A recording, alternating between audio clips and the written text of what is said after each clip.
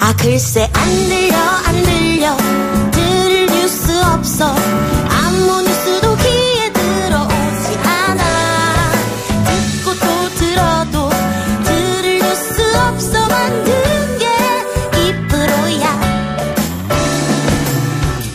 이동영의 뉴스 정면 승부.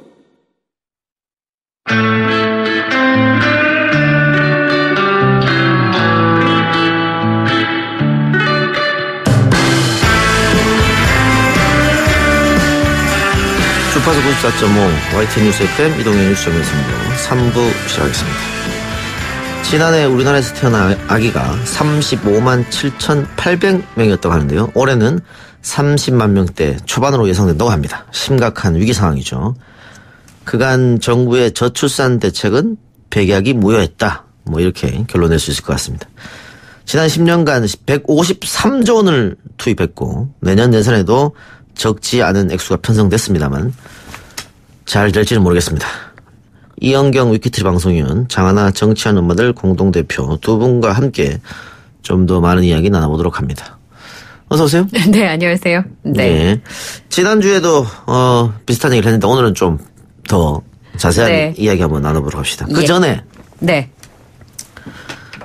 개학 관련 이야기 해봅시다. 유은혜 신임 사회부총리 겸 교육부 장관 대장자 그리고 진선미 여성가족부 장관 대장자 여성장관 후보자고 두 분이 내정이 됐습니다. 이 인선 어떻게 보십니까? 여성들의 입각이 늘고 있다는 점에서 저는 참 잘된 일이라고 생각합니다. 남성분들의 입장에서는 남자, 여자 나누냐, 이렇게 얘기하실 수도 있는데, 여성이어서 뽑아준 게 아니잖아요. 능력 있는 여성이어서 입각을 한 거니까 저는 그건 평가할 만하다는 생각이 들고요. 유은혜 후보자에 대해서는 여러 가지 얘기가 오고 가고 있는 것 같아요. 파격적인 인사니까 당연히 기대와 우려가 있을 거라고 생각이 되는데, 우선 기대를 제가 좀 살펴보면, 정치인 유은혜 의원에 대한 평가는 나쁘지 않은 것 같습니다. 제가 오늘 한 현직 의원한테 물어봤습니다. 유은혜 의원 어떠냐? 방송에 나간다고 얘기 안 하고. 진보적이고 겸손하고 실천적이다. 그리고 여성 의원으로 비례대표부터 하지 않고 지역구로 돌파한 몇 안 되는 케이스다. 그리고 김근태 재단의 사무국장을 거쳤기 때문에 실무를 잘 할 수 있을 것이고 그리고 교육문화위 6년의 내공도 무시할 수 없다. 이렇게 얘기하고요. 지역 주민인 친구가 있어서 그 친구한테 전화해서 물어봤습니다. 유은혜 의원은 어떻게 생각하냐. 그랬더니 이 친구가 학교 운영위를 하면서 유은혜 의원을 옆에서 볼 기회가 몇 번 있었답니다. 그런데 학교마다 다니면서 소통하려고 꽤 노력했던 모습들이 기억이 난다. 그리고 이 유은혜 의원 지역구에 옐로 카펫이라는 거 혹시 아십니까? 이동영 작가. 모르겠습니다. 어떤 거냐면 노란색 꽃갈 같은 겁니다. 꽃갈 동상 같은 건데 학교 앞 건널목에 옐로 카펫이라는 걸 설치를 하면 멀리서 봐도 노란색 카펫에다 꽃갈 같은 게 있으니까 아이들이 건넌다는 걸 알 수 있대요. 그래서 그걸 설치하면 어린이들의 교통사고 사망률이 많이 주는데 그거를 유은혜 의원 지역구에서 가장 먼저 했다고 합니다. 그래서 그런 섬세함에 대한 기대? 애기 엄마로? 그런 얘기를 하더라고요. 근데 우려적인 측면이 이런 게 있습니다. 다 신문지상에서 보셔서 아시겠지만 교육감 출신이잖아요. 김상곤 부총리가. 근데 전문가인 김상곤 부총리도 못한 일을 과연 상임위 경력이 전문성이 있다고는 하지만 6년으로 과연 해낼 수 있을 것인가. 현장 경험이 전무한 장관이 부처장악이 되는 것인가. 이런 의문점. 그리고 요즘에 그 숙명여고의 쌍둥이 시험 문제 때문에 난리잖아요. 근데 이게 이 감사를 하는 중에도 이 사학재단은 상피제도도 이 강제성이 없다고 합니다. 이 공무원들의 개혁 그리고 사학재단이 수두룩한 지금의 교육 환경에서 유은혜 장관 후보자가 과연 해낼 수 있을 것인가 이런 의구심들도 좀 있다고 하는데요. 실제로 오늘 청와대 청원이 들어왔는데 그중에 이런 내용들이 좀 있더라고요. 인터넷에서. 임용고시를 보지 않은 학교 비정규직을 정규직으로 만들겠다는 인물이 교육장관으로 나온다니 교육이라는 건 국회에서 간사했다고 할 수 있는 일이 아니다. 이런 얘기들이 좀 있습니다. 근데 비정규직의 정규직과 법안은 철회를 한 거 아닌가요? 네. 철회를 했던 건데 거기에 대한 교사들의 유 후보자에 대한 트라우마가 조금 있는 것 같습니다. 현재까지는. 그러나 이제 실력으로 승부를 하시면 그 부분은 또 우려를 씻을 수 있지 않을까 싶습니다. 그러니까는 청와대에서 줬던 아마 예상 밖의 일이었을 텐데. 청와대 청원이 지금 2만 명이 넘었다고 하니까요. 크게는 전문성 부족 얘기하면서 또 아까 얘기했던 비정규직의 정규직화 법안. 물론 그렇죠. 비정규직의 정규직화 법안은 나쁜 게 아닙니다만 학교에서 기간제 교사를 정직 교사로 하는 게 맞느냐 이 문제로 좀 시끄러웠잖아요. 기존에 이제 시험을 통과한 선생님들의 반발이라고 하는 게 사실 현장에서 없을 수 없기 때문에 그런 부분들에 대해서 이제 현장 경험이 전무한 장관이 과연 잘 해낼 수 있을 것인가 하는 의문이 있는데 전 이런 생각은 좀 해봤습니다. 전문성이라고 하는 게 장관이 교육에 대해서 모든 걸 다 한다고 과연 전문성이 있을 것인가? 그건 아니라고 생각하거든요.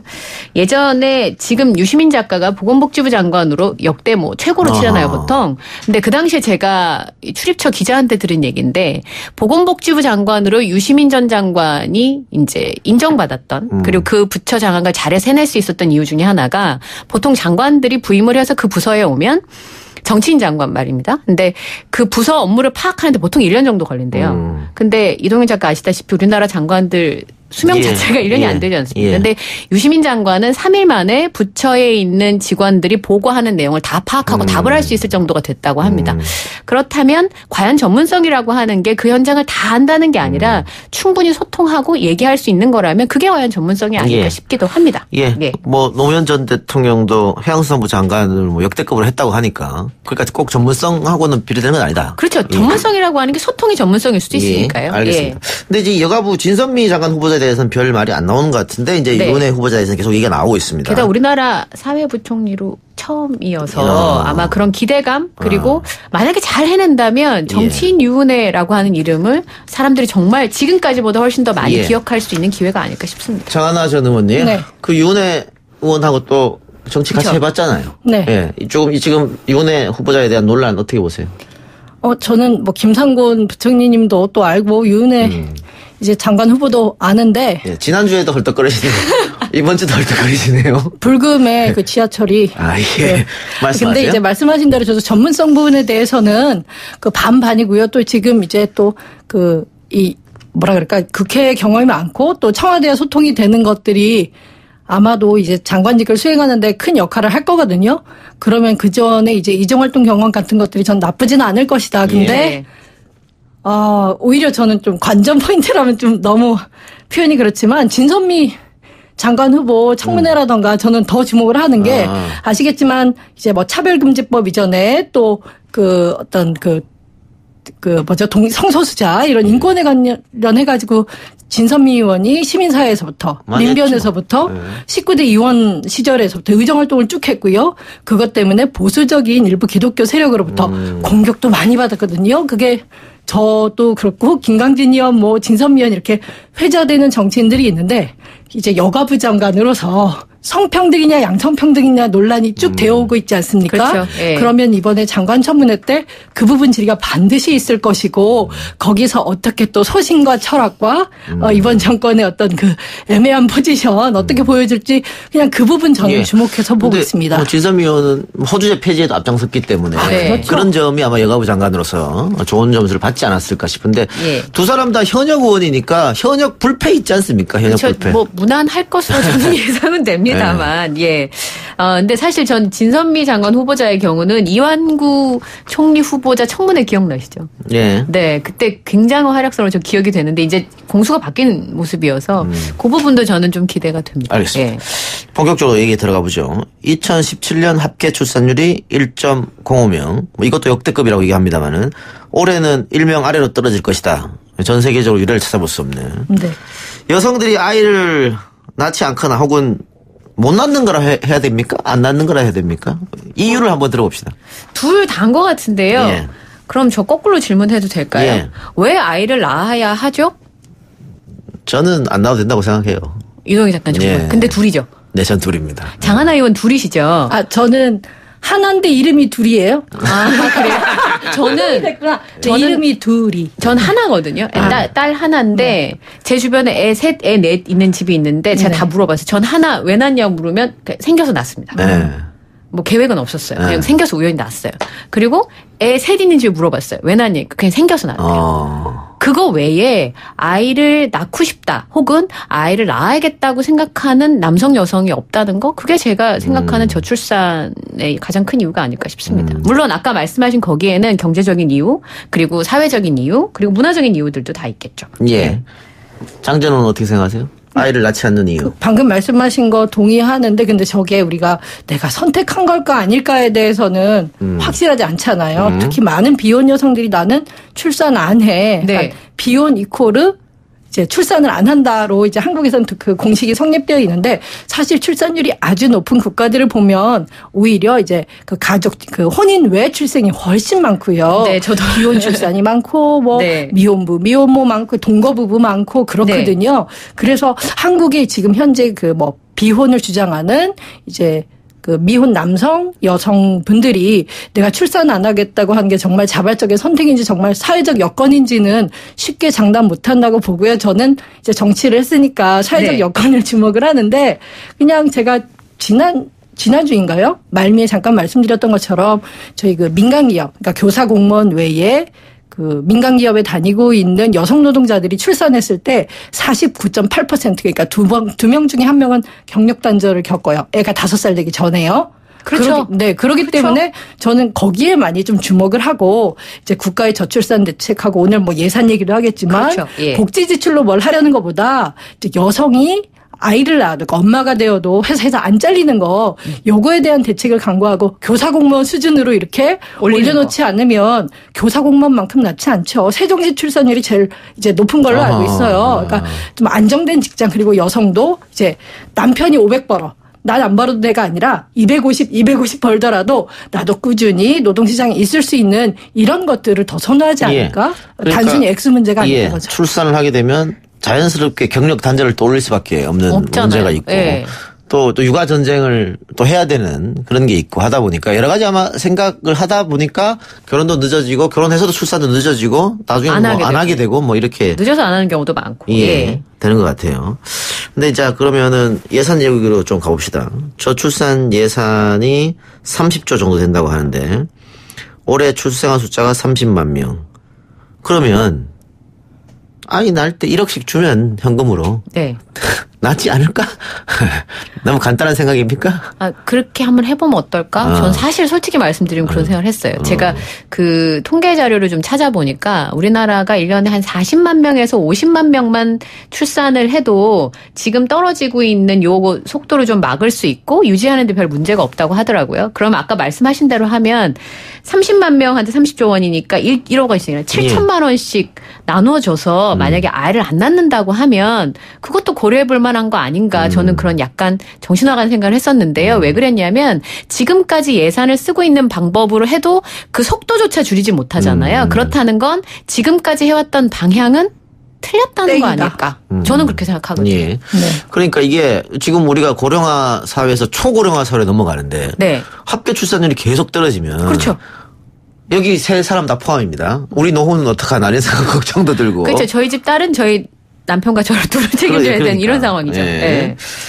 자 그러면은 실질적으로 어떻게 예산이 좀 분배가 돼야 이 출산율을 높이는 데 도움을 줄까? 이거 정치하는 엄마들 많이 모셔서 얘기할 거 아닙니까? 네. 그렇죠. 저희가 지난 7월에 이 문재정부 들어서 저출산 대책 한번 대대적으로 발표하고 바로 다음날 저희가 모여서 뭐 긴급 좌담회처럼 진짜 회원들끼리 얘기를 했고요.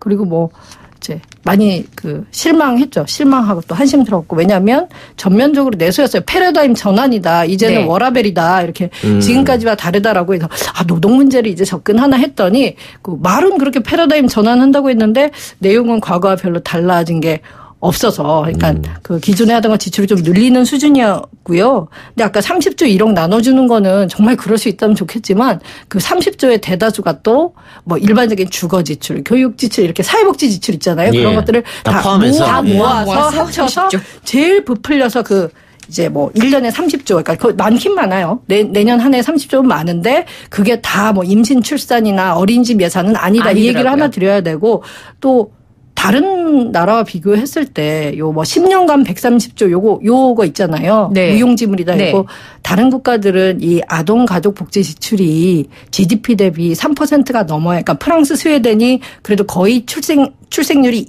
2명 가까이 되는 이제 요 출산율 극복의 대표적인 국가들인데 이 나라들은 가족 지출이 3.65, 3.64 이래요. 최고예요. 그러면 우리는 그거의 3분의 1이니까 만약에 이제 왜 130조인데 효과 안 난다 그러면 뭐 내년 저출산이 30조가 아니라 90조쯤 쓰고 나야 이제 나냐 마냐 이 소리 할 정도가 되고 그렇게 이제 요거저거 긁어보다 제가 그런 기사를 봤거든요. 이 저출산 예산을 막 부풀리기 위해서 각 부처와 지자체에 자기들이 하고 있는 저출산 예산을 다 올려라 했더니 문체부에서는 가족 여가 프로그램 개발 5년 동안 1,500억 썼는데 내용은 가족들을 위한 템플스테이 하고 향교의 전통 예절 교육 이런 거에서 저출산으로 다 올렸다는 거죠? 다 들어갑니까? 아, 이게 그런 거 다 모아서 뭐 학교 문화예술 활성화 이런 것도 있었고 뭐 어느 뭐 부처마다 되게 재밌는 거 많이 올렸네. 오카리나 강습 같은 거 지자체에서 이제 엄마들을 위한 오카리나 강습도 저출산 예산 뭐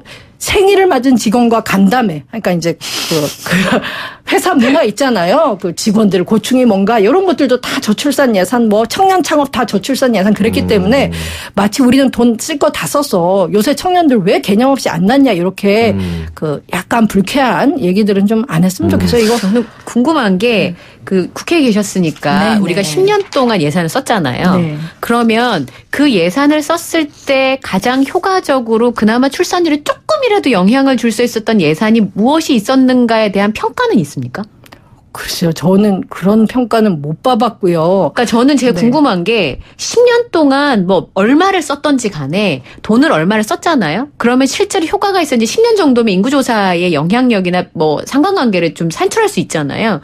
그런 평가 작업 자체가 없었다는 생각이 좀 들더라고요. 그래야지 어디다 써야 돈이 느는지 알 수 있는데 사실 우리나라가 굉장히 급격하게 출산율이 주는데 서구 유럽 국가하고 좀 다른 점이 있을 거 아니에요. 그런 제대로 된 추적과 평가 있는 다음에 그 토대를 해서 예산을 어디다 집중했어야 되는데 예산을 계속 늘릴 수는 없으니까 경제 상황이 항상 좋으면 늘릴 수 있겠지만 그런 평가 작업조차 없다 큰일 났다만 하는 건 과연 옳은가 그런 생각이 들었습니다. 그러니까 저출산 예산이라고 해서 정말 저출산에 직접적인 그쵸? 효과가 있는 예산이 아니라 네.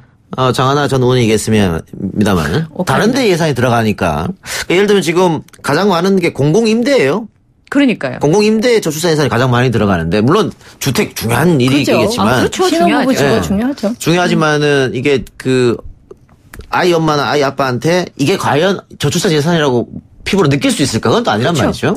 그래서 보면 여러 가지가 있습니다. 뭐 아동수당 또 9월부터 지급되죠. 그렇죠. 아동수당 또 뭐 산모 신생아 건강관리 서비스 아이돌봄 서비스 육아기 근로시간 단축 배우자 출산 휴가비 뭐 이렇게 쭉 있는데 이게 또 모든 그 사모에게 또 적용이 안 되니까 그렇죠. 그 문제도 있는 것 같아요. 제가 요거 쭉 보면서요. 형광펜 딱 하나 쳤거든요. 요 육아기 근로시간 단축이라는 건 과거에도 있던 제도긴 한데 이번에 발표해서 지금 19년도 하반기부터 뭐 실시한다고 말은 하고 있어요. 까봐야 되지만 여기 보면 하루에 1시간 줄이는 걸 해놨어요. 이거는 좀 획기적이거든요. 그러니까 엄마 아빠 둘 다 하루에 1시간 줄이면서 임금 삭감 없다고 지금 발표는 해놨는데 이게 된다고 하면 이제 갑자기 중소기업에서 육아휴직을 교사 공무원처럼 주기 힘든 건 저도 알아요. 주장은 하고 있지만 네. 그렇다면 엄마가 1시간 늦게 가고 아빠가 1시간 일찍 오면 등하원이 좀 해소가 되잖아요. 그렇죠. 그러면 정말 뭐 이 워킹맘들이나 하여튼 그 일하고 육아하고 병행하는 거가 조금 현실적으로 되지 않을까 하고 이제 눈여겨보는 건 요거 하나인데. 근데 네. 그 장 의원이 아까 얘기했지만 패러다임 바뀌어야 된다고. 네. 이렇게 법으로 정해놔도 이거 쓸 수 있겠습니까? 눈치 보여가지고. 저 이거 법에 익게 됐으니까 1시간 미리 퇴근하겠습니다. 저 과장 사장 다 앉아있는데 저 먼저 갑니다. 이게 되냐고 이게. 쭉 퇴근하라 그러죠 이렇게. 근데 그 전에 쭉 퇴근하라고요? 쭉 퇴근하라 그러죠. 쭉. 그거 나가서 옷 들어오지 마. 이렇게. 안녕 이렇게 되죠. 그러니까 예전에 육아휴직 못 쓴 거는 이제 가게 입장에서도 이제 그 평소에 그 수입 보전이 안 되거든요. 그러니까 너무 육아휴직 급여가 작으니까 그것도 핑계로 못 썼는데 요거는 임금 삭감이 없다 그래서 개 중에 약간 용자들께서 육아휴직 못 쓰는데 요거는 좀 쓰지 않을까 하고 요거는 이제 예전에는 육아휴직 엄마만 가고 아빠는 아예 말도 못 해요. 아유, 그럼 그렇죠. 아빠 간다 그러면 너 미쳤니 이거거든요. 네가 왜? 그렇죠. 엄마도 아닌데 요런 분위기에서 그러니까 지금도 법적으로 남편 육아휴직 하게 돼 있잖아요. 똑같아요. 하게 돼 엄마 있죠. 아빠 1년째 근데 안 쓰니까. 똑같아요. 예. 네, 못 쓰죠. 안 쓰고 근데 못 쓰는데 아빠들이 육아휴직을 할 때 보너스를 주는 제도가 네, 있더라고요. 처음에 3개월. 예. 네. 그게 들어오고 나서부터는 조금 영향을 받는다고 하더라고요. 아빠들의 육아휴직을 할 때 보너스 조금 더 주는.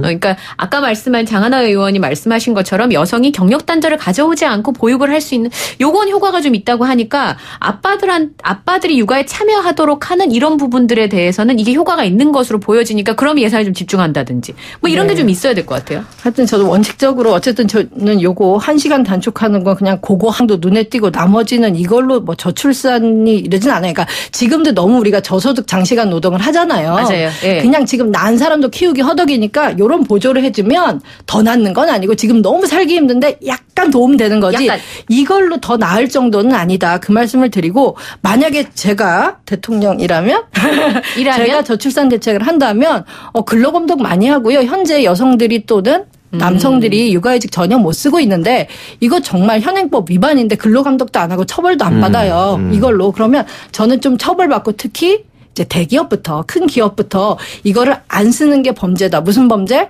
한민족 멸종의 위기에 이렇게 기여한 이런 식으로 이게 그 엄마 아빠한테만 낳아라. 우리 개인한테만 죄책감 주지 말고 그러면 왜 못 낳게 했어? 그럼 기업도 있고 문화도 있잖아요. 그런 사람들이 더 오히려 책임을 느껴야 되는데 지금은 130조 해도 안 난다면서 또 표현도 우리가 영어가 이렇다 달려 레이트 오브 버스일까요? 버스 오브 레이트일까요? 하여튼 그게 출산이, 버스가 출생이에요, 출산이에요.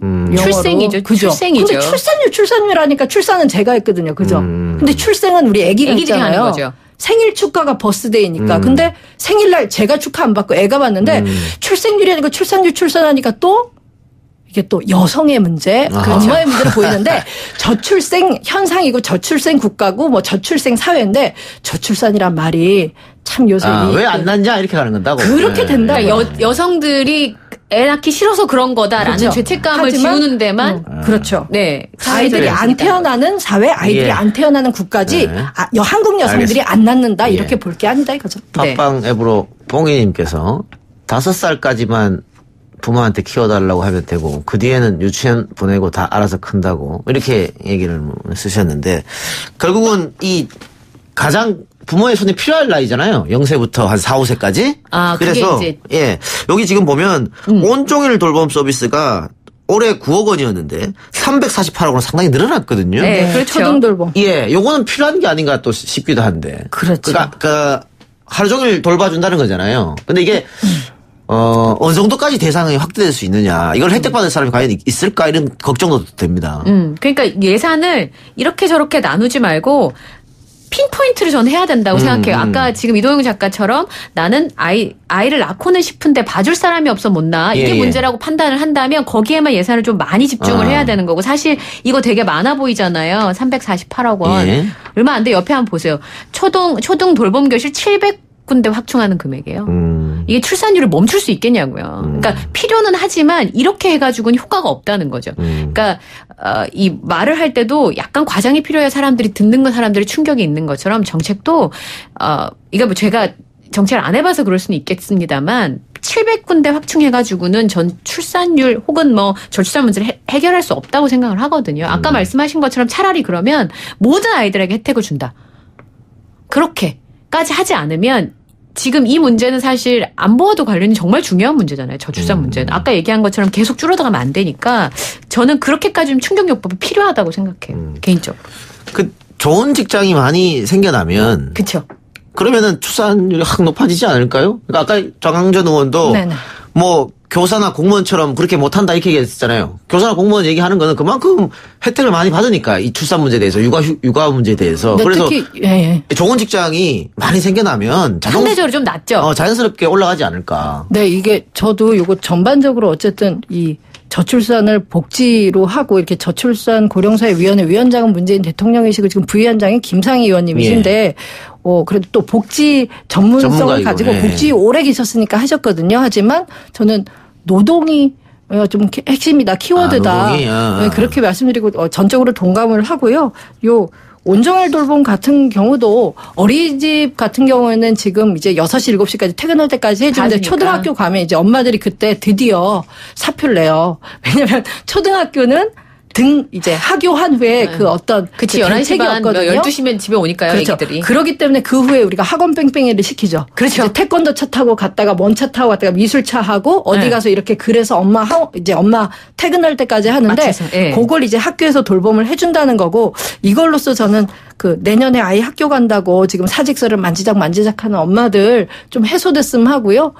예, 이현경 씨 말씀하신 것처럼 700개수는 너무 작다. 네, 그리고 저는 이게 아마 이 신문 기사에서 빠졌을 수도 있는데 제가 생각할 제 주변에는 좀 결혼이 늦어지다 보니까 아이를 낳고 싶어도 못 낳는 가정들이 있어요.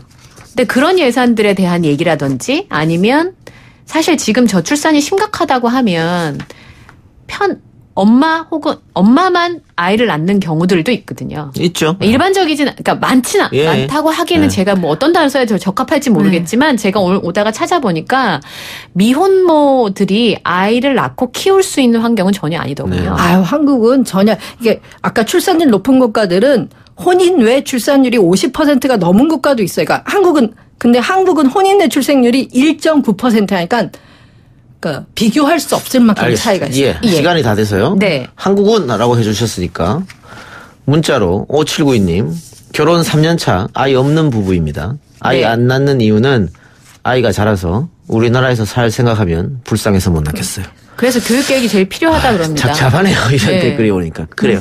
그 여러 가지 또 다양한 의견들을 주셨는데요. 100명의 의견을 주셨습니다. 그렇죠? 예, 너무 많은 의견. 예, 알겠습니다. 우리도 하여튼 계속해서 이거는 토론의 장, 논쟁의 장이 마련돼야 할 것 같습니다. 오늘 두 말씀 고맙습니다. 감사합니다. 네, 감사합니다. 3부 순서 여기서 마치고요. 저는 4부 우리 이해할까요로 돌아오겠습니다. 뉴스 신동 이 작가와 함께하는 비포장 뉴스 해학 뉴스 정면 승부.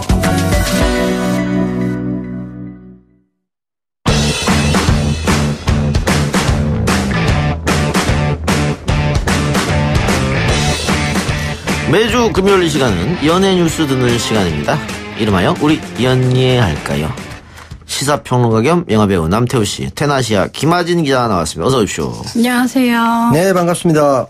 예, 팟빵 앱으로 아나무인님께서 남태우 오빠 나오신다. 레드카펫 깔아라. 청계천 팔가님, 명창 남태우님 나오십니다.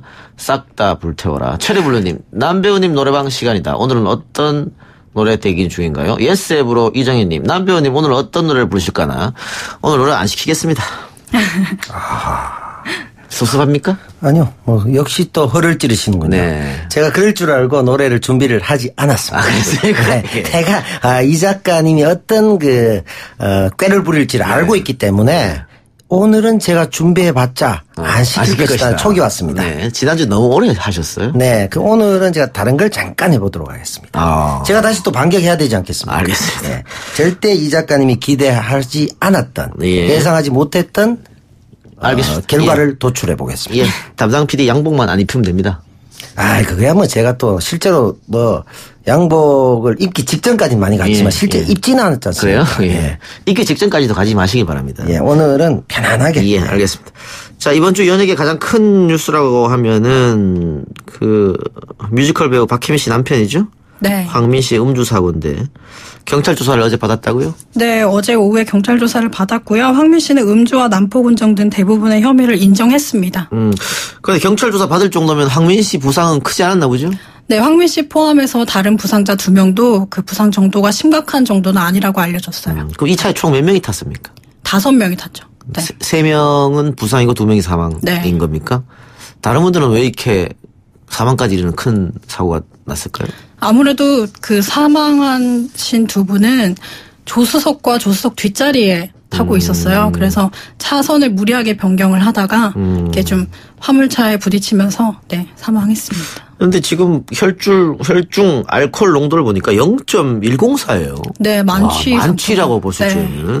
그런데 5명이나 차를 탔는데 나머지 운전자를 빼고 4명이 말리진 않았다는 것도 좀 의아합니다. 네, 아무래도 그 부분에 있어서 방조범으로 이제 경찰 처벌도 가능한 부분인데요. 사실 이에 대해서 이제 유가족 측이 주장을 하고 있는 거는 이제 좀 황민 씨가 기존에도 음주운전을 여러 차례 했고 그리고 조금 권력을 갖고 있는 사람이기 때문에 배우의 입장에서 소속 단원의 배우의 입장에서는 아마 거절하기 어려웠을 거라고 이렇게 주장을 하고 있습니다. 예. 그러니까 그 유족들 이야기는 황민 씨가 단원들에게 매일 술을 먹였고 또 음주를 하는데 여러 차례 운전대를 잡았고 네. 술을 거절할 수 없었고 뭐 이런 얘기를 좀 하고 있는 것 같아요. 네. 그리고 해당 그 사고 당일에도 낮부터 이어지는 술자리였다고 합니다.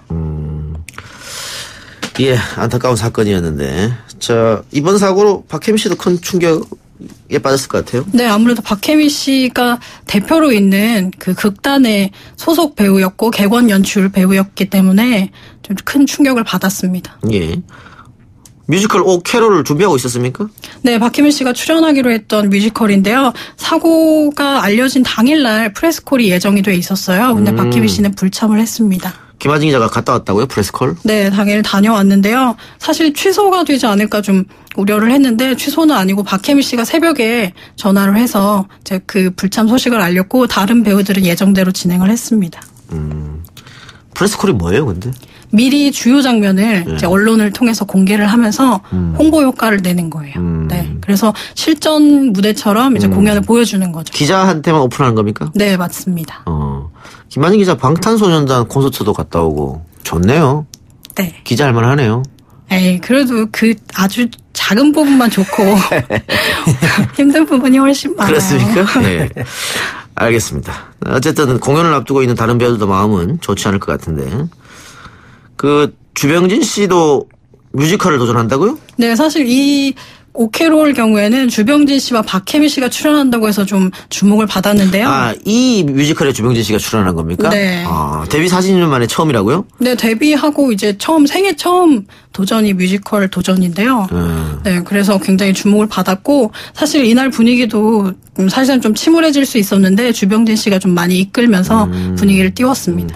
남태우 씨는 주병진 씨하고 거의 같은 세대잖아요. 아, 그건 아니죠. 아니에요? 네. 저보다 조금? 네. 훨씬 높으시죠. 아마 노래도 하셨고, 그, 네. 78년쯤에 노래도 하셨고. MC도 하셨고, 네, 그렇죠. 개그맨으로 활동도 했었고, 네. 또 사업가로도 성공도 했었고. 그렇죠. 저는 속옷을 한 번도 만들어 본 적이 없는 사람이고, 이분은 엄청난 성공을 거두셨죠. 예, 중간에 불미스러운 일도 있었습니다만은. 네. 근데 사업가로도 성공했는데, 이렇게 새로운 장르에 갑자기 도전하는 거 쉽지 않을 것 같거든요. 그렇겠네요. 저도 사실 내년에 뮤지컬을 한다고 말씀은 드렸습니다만. 아, 남철 씨도 뮤지컬에 도전합니까? 예, 내년 4월에 도전이 거의 확정이 돼 있습니다. 아, 예. 제가 멀티맨으로. 네. 그래서 이제 준비를 하는데 사실 누구나 마찬가지지만 새로운 장르에 도전한다는 건 굉장히 좀 설레기도 하지만 걱정거리가 많거든요. 근데 데뷔 40년 만에 처음으로 하신다면 이런 좀 대단한 용기가 아닌가. 근데 주병진 씨 원래 코미디언 출신이니까 연기력은 인정받았고 또 노래도 잘해요. 곧잘. 네. 예, 그래서 뮤지컬 배우 하기에 손색이 없을 것으로 판단되는데 남태우 씨는 영화 배우로 지금 활약하고 있으니까 연기는 알겠는데 노래 실력은 우리 청취자들도 다 알지만 못하잖아요. 사실은 두 부분 다 문제가 있다고. 연기도 문제가 있다고? 문제가 있다고. 그거 제가 살려드리려고 했었는데. 예, 너무 고맙습니다. 스스로 인정해버리네요. 저는 인정 안 합니다. 근데 이제 일부에서 비판이 있기 때문에. 네. 근데 이 뮤지컬을 제가 하기로 했을 때는 이제 연출자가 확실하게 저 연기력은 믿고 가겠다 했고. 노래는 한 곡도 하지 않는 역할입니다. 뮤지컬 배우입니까? 노래를 하는데. 뮤지컬에서 멀티맨이라고 그랬어요. 예를 들어 이제 이 작가가 주인공이라면 이 작가가 이제 방송도 하지만 집에도 있지 않습니까? 예. 그럼 집에 있을 때 제가 예를 들어 형이나 동생의 역할을 할 수도 있고 또 여기 왔을 때는 제작진 역할도 할 수 있고 이렇게 이제 다 연결해주는 이걸 이제 이런 여러 역할을 하는 걸 멀티맨이라고 하는데 뮤지컬을 보고 났을 때는 이분을 가장 기억합니다. 이 캐릭터를. 그래서 저는 좋은 거를 일단 받았고 중간에 한 번씩 흥얼거리면서 노래를 할 수는 있습니다. 근데 그 역할이기 때문에 못하는 게 더 자연스럽죠. 그러니까 완벽하게 저를 알고 캐스팅했군요. 네. 알겠습니다. 기대해 보겠습니다. 제가 잘 부르면 또 이상합니다. 내년 4월? 네, 내년 4월입니다. 중간에 또 엎어지거나 이런 일은? 여기 안 그래도 황민 씨 얘기하면서 한번 하려고 그랬는데 저도 이제 10월 연극을 얘기가 있었거든요. 네. 근데 연극 쪽에도 보면 아까 황민 씨가 약간 술을 강권하고 이런 게 있었다고 하는데 사실 제작하시는 분들이 보면 자기만의 세계에 좀 빠져 있기 때문에 조금 일반적인 상식에 벗어나는 경우들이 있어요. 그러다 보면 잦은 마찰이 생깁니다. 사소한 일에도 다 데리고 다니고 막 연출자들을 힘들게 하고 제작자가 이런 경우가 있는데 제가 준비하는 것도 그런 이유로 소위 말하는 엎어졌습니다. 그래서 10월에 연극 데뷔를 못하고 내년에 뮤지컬로 영화 2회 장르에 도전할 생각입니다. 예, 알겠습니다. 주병진 씨 얘기하다가 이제 남태호 씨랑 얘기를 하게 됐는데 대사가 논란이 되는 게 있었다고요? 네, 첫 공 때였는데요. 주병진 씨가 사실 이 얘기를 했어요. 코미디 쇼나 진행을 하는 거는 익숙하기 때문에 그리고 관객들의 반응이 금방금방 왔는데 뮤지컬을 하니까 그게 흐름에 따라서 관객들이 반응을 하기 때문에 좀 당황했다고 해요. 그래서 아무래도 좀 과도하게 분위기를 띄우려다가 실수를 하신 것 같은데 본격적으로 공연을 시작하기 전에 이제 관객 객석을 이렇게 훑으면서 자신의 이제 예쁜 사람들이 많으면 말을 더듬지 않는데 오늘은 말을 더듬지 않을 것 같다. 이런 식의 좀 농담을 했고 그러면서 좀 관객들이 불만의 글을 좀 올리기 시작했어요. 옛날 방식대로 좀 웃음을 주려고 했던 것 같아요. 네. 젠더 감수성이 없군요. 네. 그래요. 세상이 어떤 세상인데. 네. 이게 다 애드립이라고 하는데 애드립이 잘하면 굉장히 그의 흐름을 살리고 굉장히 좋은데 그렇죠. 자칫 잘못하면 이런 실수가 있거든요. 그래서 가급적이면 이 애드립을 무리하게 시도하는 건 좋지 않다. 예. 이런 경우가 있죠. 만약에 이 애드립을 신동엽 씨가 했다면은 어땠을까요?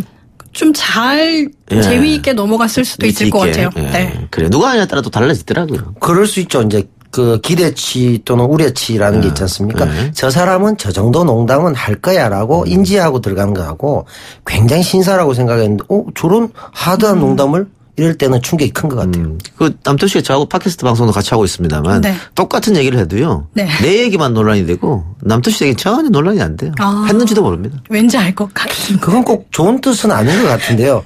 제가 그런 얘기를 했을 때 많은 분들이 제가 좀 무리한 멘트를 하더라도 이해해준다 이런 측면이라면 좋겠는데 제가 어떤 말을 하든 많은 분들이 신경 쓰지 않는다 이런 식으로 얘기하는 것 같아서 상당히 참 마음이 무겁습니다. 네, 알겠습니다. 영화 얘기해 봅시다. 이번 주 남태호 배우가 추천한 영화는 어떤 영화입니까?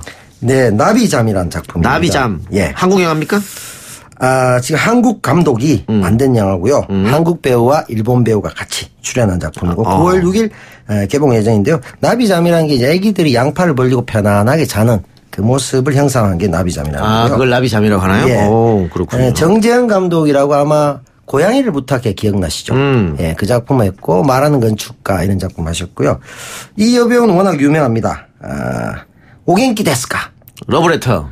와타시와 겐키 데스. 예. 이 얘기를 했던 유명한 일본 배우죠. 나카야마 미호. 지금은 40대 후반입니다. 그리고 사랑의 온도에서 아주 그 멜로 연기를 잘 보였던 김재욱 씨. 이 두 분이 주연이고요. 가을을 맞이해서 큰 영화는 아닙니다만 좀 작은 영화인데 아주 풋풋하고 사랑에 대해서 한번 생각해 볼 수 있는 그런 영화라서 제가 소개를 드리려고 합니다. 가을이기 때문에 따뜻한 사랑 영화. 네. 이 나비잠의 매력은 어디에 있어요? 글쎄요. 매력은 보는 분들에 따라 다르겠지만요. 제가 볼 때는 그 미장센이 굉장히 좋고 또 책장 뭐 이런 몇 가지 소품들이 나옵니다.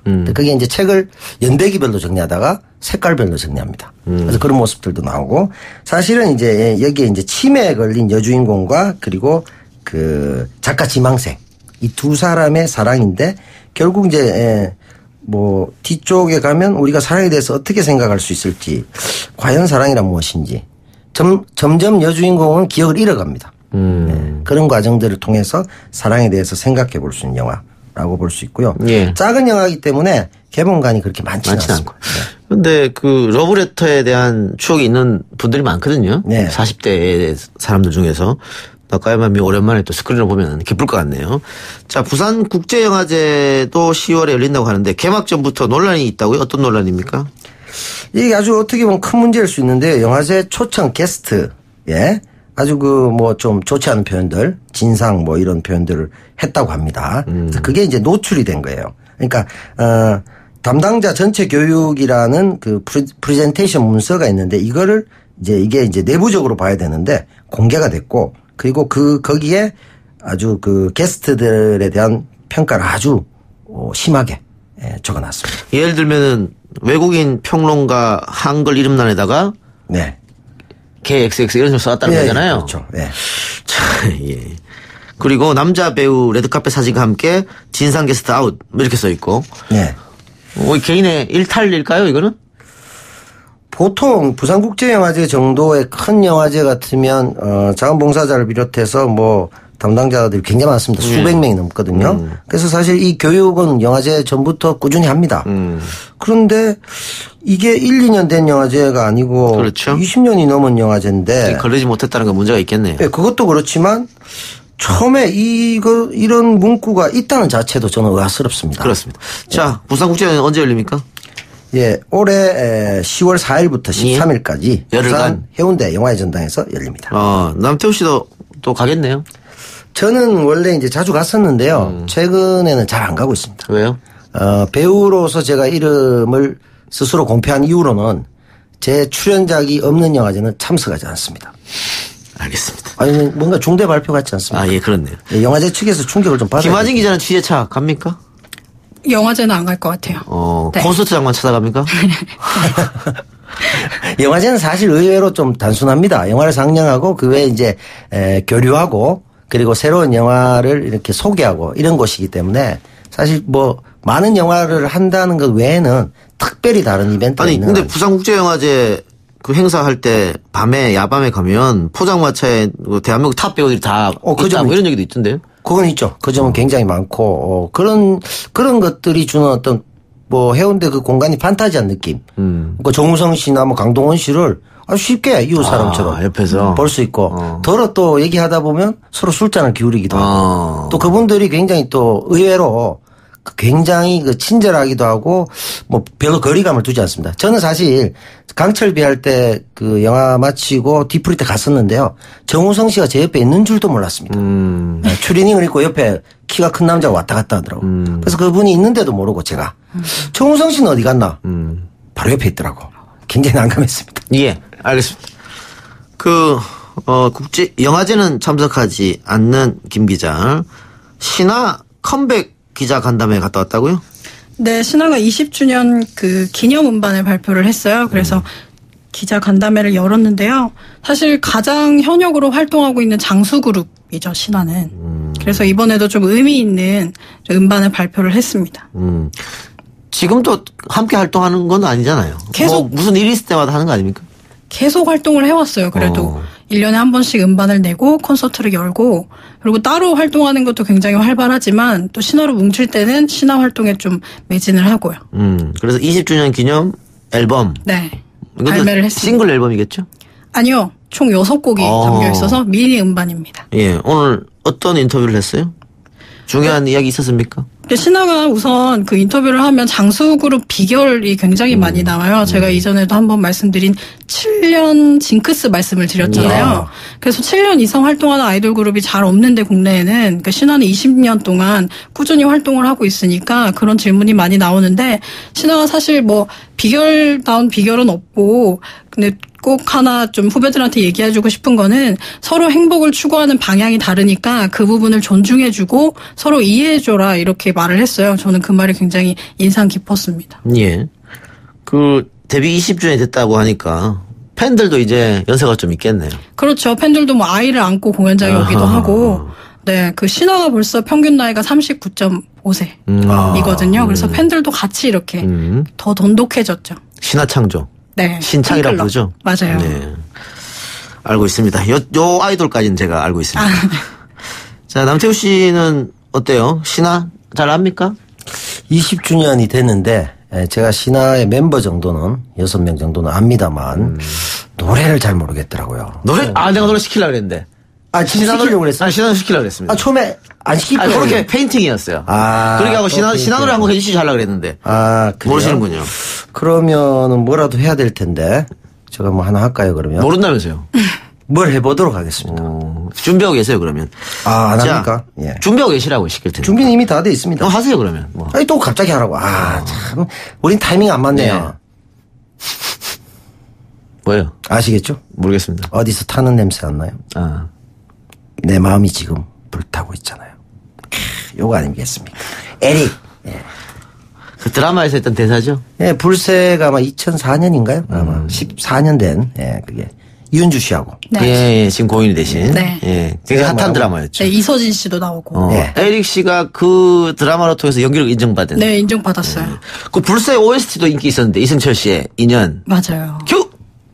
그것도 지금 아는데 기억이 안 납니까? 오늘 계속 당하는 느낌이 드네요. 진짜. 이게 인연이 들어올 줄 몰랐네요. 신화의 멤버 김동완 씨가 현 아이돌 시장에 대해서 쓴소리를 했다고요? 네, 김동완 씨가 좀 이렇게 솔직한 발언으로 좀 유명한데요. 이번에는 이제 스스로 목숨을 끊거나 과도하게 상품화된 여자 아이돌을 보면 각성해야 할 것 같다. 그리고 개인적으로는 아이돌 산업, 국내 아이돌 산업이 일본을 따라가는 것 같아서 가슴이 아프다. 이렇게 이야기를 했습니다. 한류로 인해서 일본이 우리를 따라가는 거 아닌가요? 그러니까 그 군부대 그 위문 공연 같은 그런 공연에서 이제 여자 걸그룹들이 조금 이제 상품화 되는 것이 아닌가. 그 부분을 비판한 겁니까? 그 부분을 좀 비난했어요. 네. 그 김동완 씨가 정치적으로도 뭐 자기 의견을 많이 하는 사람인데. 네. 이번에 그 페미니즘에 가서 얘기를 했군요. 네, 그래서 이런 시장을 가진 나라에서 페미니즘을 운운할 수 있을까 자각하고 고쳐 나가야 된다 이렇게 이야기를 했습니다. 그렇군요. 자, 20주년을 맞아서 컴백한 신화 콘서트도 있습니까? 네, 10월 6일, 7일 이제 올림픽공원 체조 경기장에서 20주년 기념 콘서트를 엽니다. 이게 그러면은 딱 이틀만 하는 건가요? 네, 국내선 이틀을 하고 이제 이후에 해외 투어를 이제 떠나죠. 전국 투어 콘서트는 안 하고. 네, 이번에는 전국 투어는 없을 것 같아요. 신화의 라이벌이라면 누가 있었을까요? 신화는 조금 H.O.T입니까 라이벌이? 뒤에 나오긴 했는데 G.O.D가 있었어요. G.O.D. 네. 그러니까 신화를 1.5 세대 정도로 얘기하잖아요. 중간에 약간 끼인 세대. 맞아요. 네. 1세대는 누굽니까 그러면? SES나 H.O.T 뭐 이쯤 되지 않을까요? 그냥 막 던지는 거 아닙니까? 근데 막 던지긴 했습니다만 뭔가 맞춘 듯한 느낌이 드는데요. 그러면 신화와 같이 등장한 게 G.O.D? 이렇게 보면 같이 등장한 G.O.D가 약간 뒤쪽이죠. 뒤쪽에 등장했는데 이제 라이벌로 좀 많이 소개가 됐죠. G.O.D도 뭐 몇 주년 해서 함께 다 모이지 않았었나요? 네, 곧 이제 G.O.D도 활동을 시작하거든요. 그래서 좀 같이 활동하는 모습 볼 수 있을 것 같아요. G.O.D에서 그 노래했었던 김태우 씨가 이번에 또 불미스러운 사건에 약간 연루됐던데. 살을 빼니 안 빼니 뭐. 살을 빼는 그 업체에 광고 모델로 활약을 했었는데, 근데 좀 그걸 1년 동안 그 85kg까지 감량을 한 그 몸무게를 유지를 했어야 되는데, 다시 요요 현상이 오는 바람에 이제 배상을 하게 됐어요. 6,500만 원을 배상하라고 판결이 났죠. 소속사가 배상하는 걸 판결이 났잖아요. 그러니까는 85kg을 빼고 그걸로 이제 업체에서는 광고를 했을 테고 광고 효과를 봤는데 1년 동안 유지하는 계약 조건이 있었고 그래서 어려우니까 한 달에 한 번 정도인가요? 일주일에 한 번 정도인가? 네, 그 프로그램이 있다고요. 요요를 막는 방지 프로그램을. 그걸 받아라. 그 계약서에 사인을 했는데 한 번도 받지 않았기 때문에 손해배상을 청구했고 우리가 손해봤다 업체 측에서는 그렇게 해서 이제 났는데 살 빼는 거는 뭐 쉬운 일이 아닙니다. 유지하는 것도 쉬운 일이 아닙니다만은 그 연예인으로서 보여지는 이미지가 있는 것이고 또 계약을 본인이 직접 했기 때문에 소속사와 함께 좀 지켜줬었으면 어땠을까? 책임감의 문제죠. 그렇죠. 책임감의 문제이기 때문에. 신의 성실의 문제겠죠. 그렇습니다. 근데 이제 이걸 소송이나 배상으로 해결하지 않고 원만하게 해결할 수 있는 방법이 있는데 안타깝네요. 그게 잘 안 됐으니까 소송을 갔겠죠. 제가 볼 때는 오히려 이제 그 모습을 그대로 보여주고 우리 제품을 끊으면 이렇게 다시 살이 찐다. 이걸 보여드리면서 다시 김태우 씨가 반성하면서 제가 잠시 끊었더니 이렇게 돼서 다시 노력하겠습니다 했으면 두 쪽 다 원만하고 좋았겠네요. 오히려 광고비도 뭐 그런데 대신에 신의성실의 원칙을 지키지 않았으니 이번 광고비는 6,500만 반만 받겠습니다. 이렇게 했다면 이 광고주도 1.5배로 2년 계약을 할 수 있으니까. 남태우 씨 의견도 참 써먹을 때가 있네요. 감사합니다. 오늘 두 분 말씀 여기까지 듣겠습니다. 고맙습니다. 감사합니다. 네, 감사합니다. 오늘 저희가 준비한 내용은 여기까지고요. 저는 다음 주 월요일 이 시간에 찾아뵙도록 하겠습니다. 편안한 밤 또 편안한 주말 보내시기 바랍니다. 고맙습니다.